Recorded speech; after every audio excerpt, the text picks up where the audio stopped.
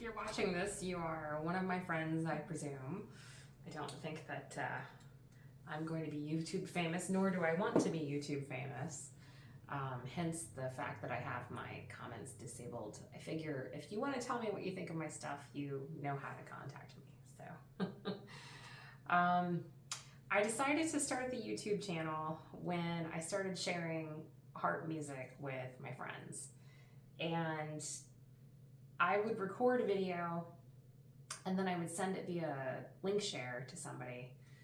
And it would last a couple of days and then the link would expire and then I would get a text message, hey, can you resend me that link? I haven't watched it yet.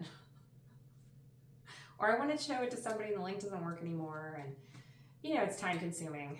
And it's inconvenient. And then I was gonna have a harp recital.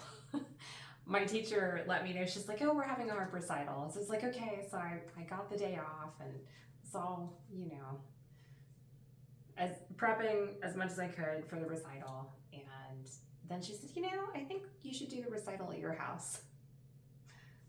Okay. And her reasoning was because all of her students were like little teeny tiny students, like 5-year-olds. There's like 5-year-olds and then me.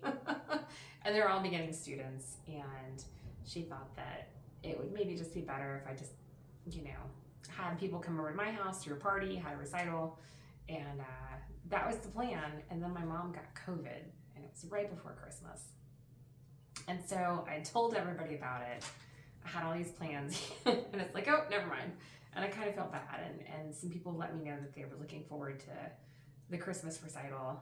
And so I was like, well, I'll try to do like a virtual recital. I'll record it and I'll just put it on YouTube because I had like maybe 1 or 2 songs that I'd put up there.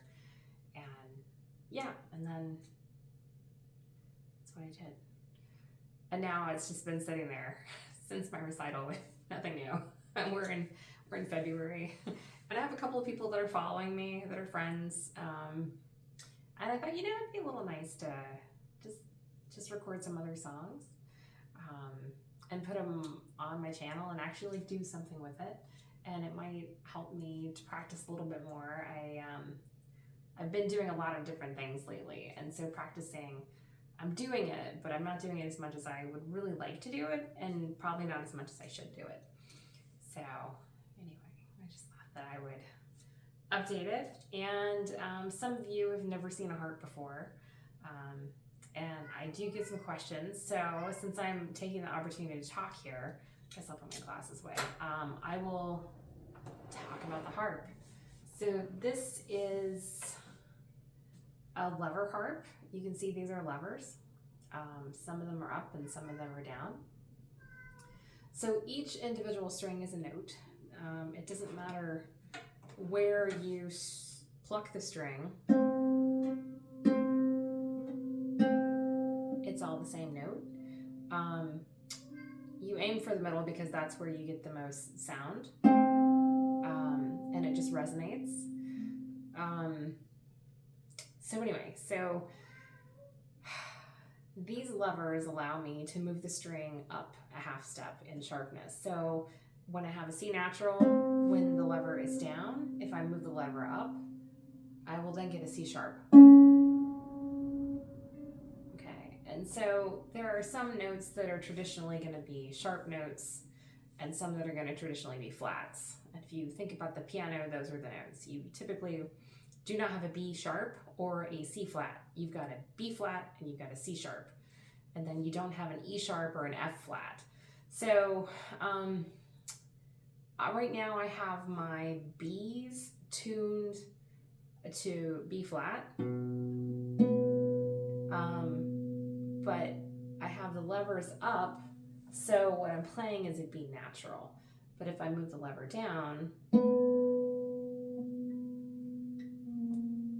then I get my B flat. So, because I have a lot of pieces that have B flats, and I have a lot of pieces that have B naturals. So, anyway, that's what the levers do, and that's a little bit more about the harp. I hope that you enjoy the very few videos that I post. I'm very much a beginner. I've only been playing for, let's see, 25 months. No, a little bit longer. 27 months. So, anyway, counting, not my strong suit. I was originally, when I got the idea to play the harp, like I do everything else in my life, it was a whim.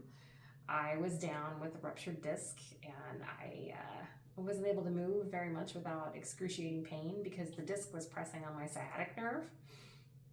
And so while I was healing and going through physical therapy, I did a lot of just hanging out in the one comfortable position that I could be in to relieve the pressure on my nerve. And I was reading Jane Austen at one point, and one of the characters is referred to as being quite the accomplished harpist. And I thought, you don't hear about harpists very much. That'd be cool to learn how to play the harp. And so that's where it began. And I did some research, and I got a little harp called a harpsichord harp. And I found a teacher, and I started taking lessons. And after about a year, I kind of outgrew my little harp. It didn't have any way to make notes sharp or flat other than just tuning the string. And then it also, the range of strings was about to here. So from this string to this string, which is not a lot of strings. So my harp, this one, you can see I've got a lot more strings down here. And then I've even got some more that are up here. So this is a 40-string harp, and that was a 26-string harp. And eventually I would like to get a grown-up harp that has pedals and more strings still, but those are very expensive, and it's just gonna have to wait. So I have this, I financed this so that I can afford it, and yeah. So that's my harp. I hope you enjoy.